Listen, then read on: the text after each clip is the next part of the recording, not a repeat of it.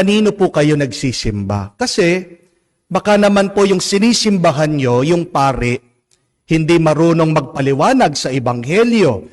Baka naman po bara-bara siyang nagsesermon, baka hindi po siya marunong magsalita, baka hindi po niya nararamdaman na i-inspire dun sa paring yon. Yun po yung problema.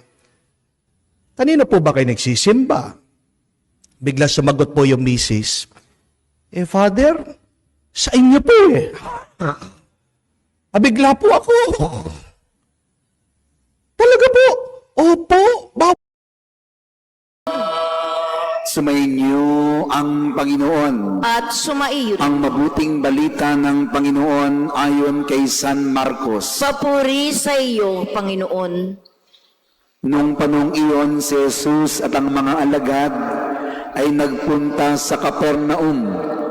Nang sumunod na araw ng pamahinga, ay pumasok si Jesus sa sinagoga at nagturo.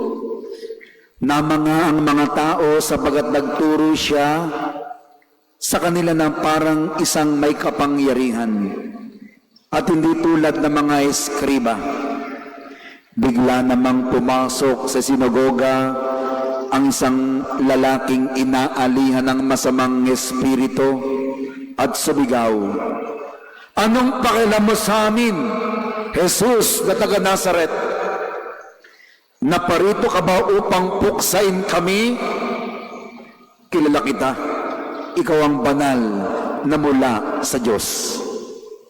Ngunit iniutos ni Jesus sa masamang espiritu, "Tumahimik ka, lumabas ka sa kanya." Pinapangisay ng masamang espiritu ang tao at sumisigaw na lumabas. Nang gilalas ang lahat kaya't sila'y nagtanungan, "Ano ito? Bagong aral?" Nauutusan niya pati ang masasamang espiritu at sinusunod naman siya at mabilis na kumalat sa buong Galilea ang balita tungkol kay Jesus. Ang mabuting balita ng Panginoon. Pinupuri ka namin, Panginoong Hesukristo. Magandang araw po muli sa inyong lahat. God is good all the time. Luma na po yan. Di ba? Pag sinabing God is good, ang sagot, sobra-sobra. Amen? Subukan po natin ulit. God is good. Sobra-sobra. Napakabuti po, napakabait ng Panginoon ngayong araw. Amen? Kasi napakalamig. Kaya po, lasapin niyo ang lamig. Ngayon lang yan. Pagkatapos po ng January, February na, iinit muli. Amen? Napakabait, napakabuti ng Panginoon. Bakit? Ginising tayo muli. Amen? At napakabait, napakabuti ng Panginoon. Dahil naririnig natin muli ang kanyang salita, ang salita ng Diyos, salita ni Jesus, ang nagbibigay ng buhay sa atin, ang nagbibigay ng panibagong lakas sa atin. Amen? Kaya palakpakan po natin ang Panginoon.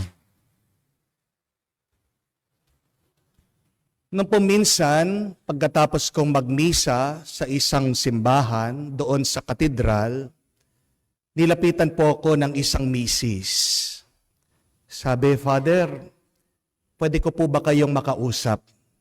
Gusto ko lang po humingi ng advice." Pinaunlakan ko po yung babae, itong misis, nakinig po ako doon sa problema niya. Sabi po niya, "Father, problema ko po yung mister ko ngayon. Kasi po hindi ko siya maintindihan. Magsimula po nung nakikinig siya doon sa ibang religion, huminto na po siya sa pagsisimba. At magsimula po nung hindi na siya nagsisimba, araw-araw na po kaming nag-aaway.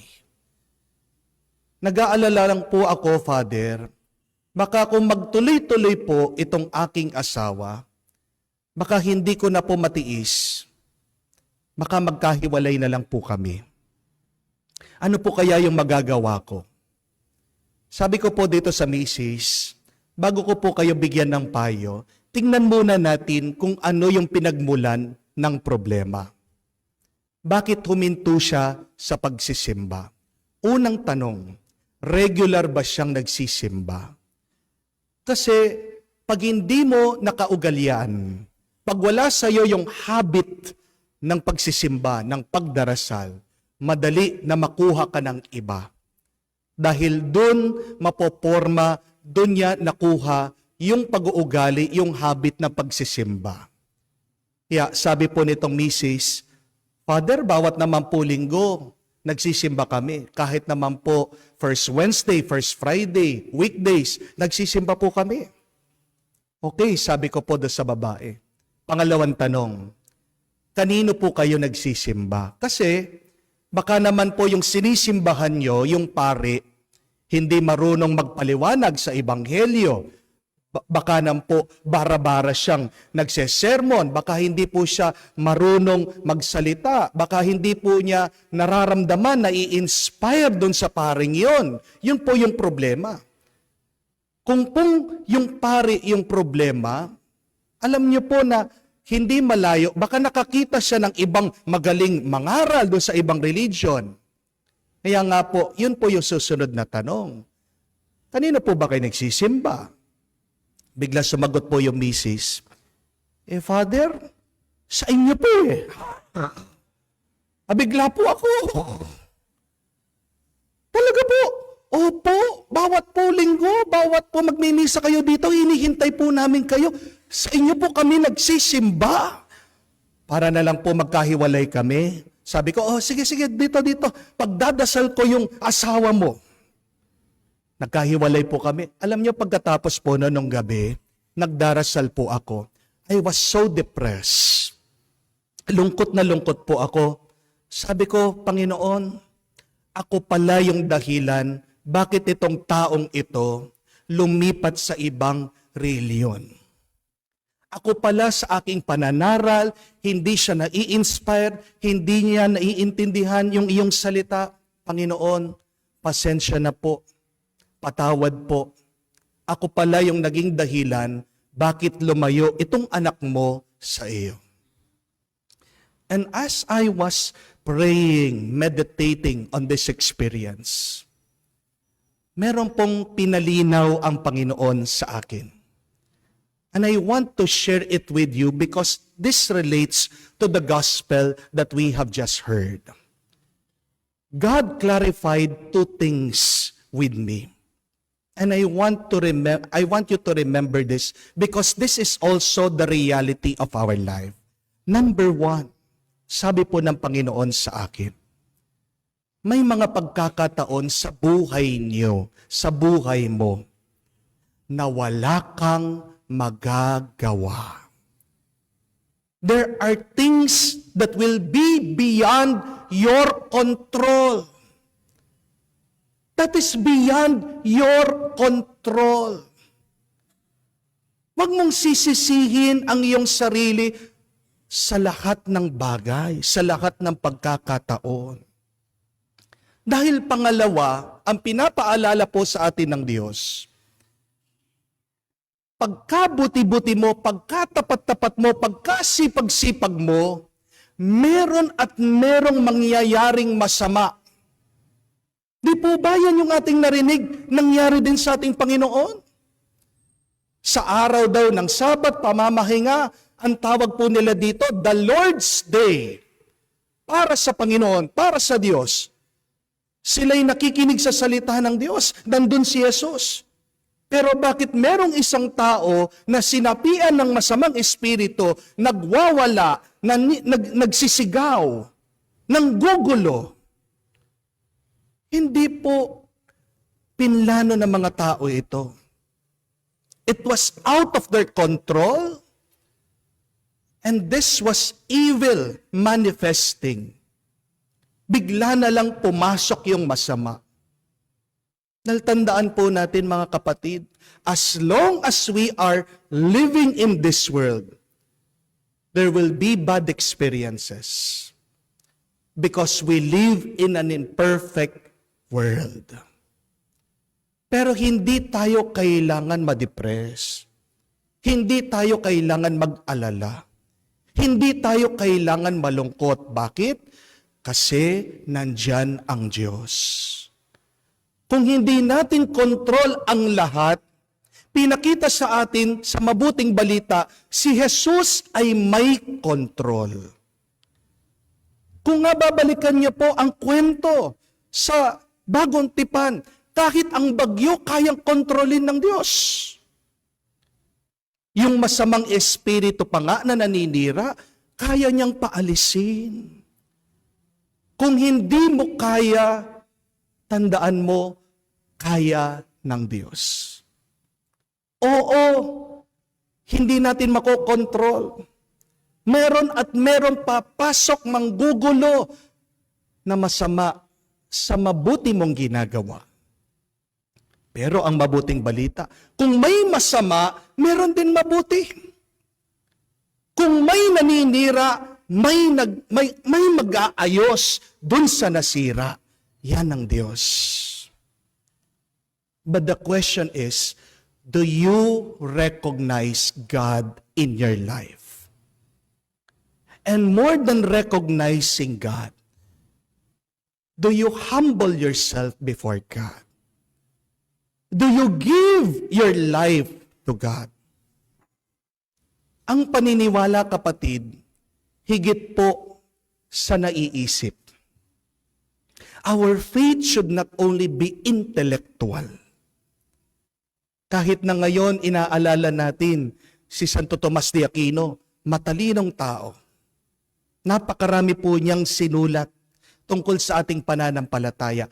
Pero malinaw sa kanya, ang paniniwala ay hindi lang yung iyong alam, hindi lang yung iyong nauunawaan, pero kung ano ang iyong inaalay sa Diyos.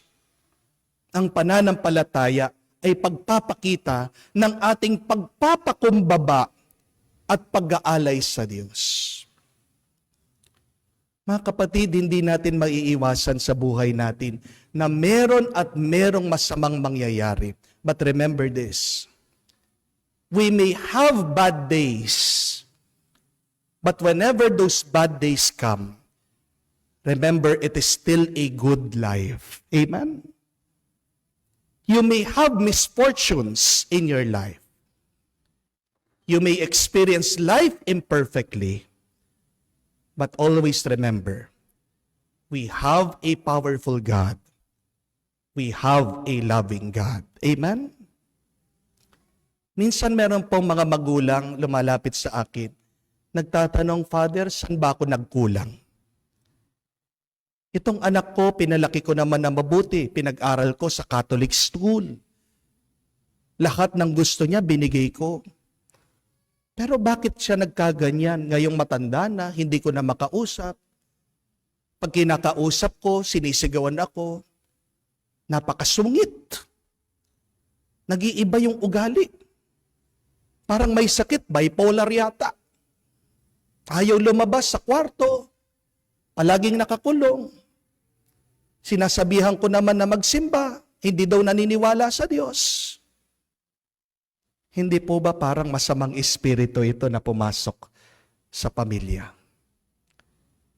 Pero kung hindi natin kaya, kayo po mga magulang, kung hindi nyo kaya ang inyong mga anak, pinapaalala ng Diyos, hindi naman dapat kayo kung hindi siya. Offer them up to the Lord. Pray for them to Jesus. Kahit naman po kayo mga nagninegosyo, nararanasan nyo yan. Minsan, tumatama ka. Pero minsan, nalulugi ka din. Bakit? Yung magsasaka, nauunawaan niya yan. Hindi naman sa lahat ng pagkakataon, puro ani. Hindi naman makontrol na magsasaka kung kailan darating yung bagyo. Nakakalungkot nga. Nakatanim-tanim pa lang, umuusbong na. Malapit nang mag-harvest, bigla, doon darating ang bagyo. Sira lahat ng pinaghirapan. Pero, tingnan niyo po yung attitude ugali na magsasaka. Pagkatapos ng bagyo, aayusin, lilinisin, magtatanim muli. Continue on. Dahil naniniwala na hindi naman sila papabayaan ng Diyos. Nagsakripisyo ka, binigay mo ang lahat, nakipagsapalaran ka sa ibang bansa. Pero minsan hindi po natin maiiwasan. Meron talagang taong manloloko sa iyo. Ang dami po ngayon. Ang dami po ngayon sa internet. Ang dami pong taong nai-scam. Masakit man po yan dahil alam mo pinaghirapan mo. Pero tandaan mo, pag may nawala, isa lang ang ibig sabihin. Pagbabalik sa iyo, doble-doble pa. Amen? Kung naniniwala ka, kung nagtitiwala ka sa Diyos, ano ba ang dahilan ng Diyos bakit minsan yung ating mga minamahal agad niyang kinukuha? Bago pa lang po ang misa, meron tumawag sa akin. Tatay, nanghihingi ng limos. Namatay po yung anak niya. Nagkabaon-baon sa utang. Totoo po, nakakalungkot. Bakit kung sino pa yung mga mahihirap, no? Yung walang-wala, sila pa yung tatamaan ng matinding sakit. Wala nang ang pera. Pagkatapos, mamamatayan pa. May utang sa hospital, may utang sa punerarya. Kung kani-kanino nang lumapit, pumunta na sa munisipyo, wala nang ibang malapitan kung hindi ang simbahan. These are the misfortunes of life. Ito yung mga kalungkutan, masasamang karanasan ng buhay. Pero mga kapatid, tayo ay pinapaalalahanan ng Diyos. Do not focus on this evil, on these bad things, but focus on the powerful God who can do good things to restore your life. Hindi niyo po ba napansin, buti pa yung masamang espiritu, kilala si Jesus? Daig pa tayo eh. Bakit yung tao makakalimutin? Pero anong pagkakaiba ng masamang espiritu sa atin? Ang masama, pag nakilala si Jesus, gusto paalisin siya. Sana tayo, pag nakilala mo ang Diyos, nakita mo siya, huwag mo siyang paalisin. Manatili ka pa sana lalo, maging mas tapat. Dahil paano ka magkakaroon ng buhay kung wala ang Diyos? Amen? Ito po yung ating pagdasal, mga kapatid.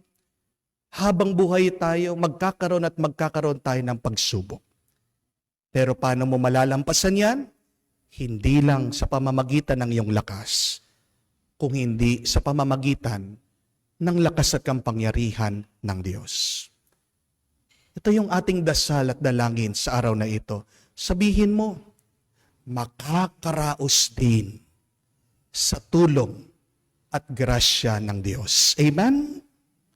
Makakaraos din sa tulong at grasya ng Diyos. Amen.